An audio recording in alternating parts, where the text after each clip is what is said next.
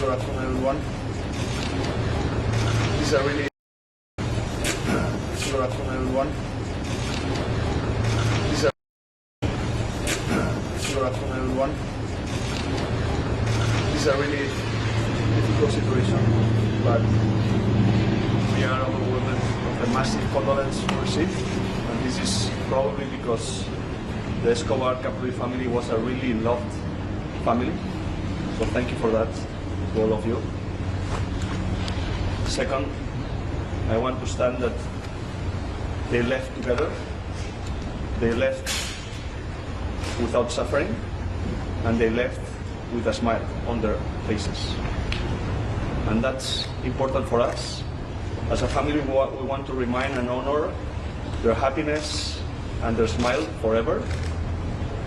And you can imagine we are trying to assimilate all this situation. We want to move the bodies as soon as possible back home with all the family, to rest in peace together in our place.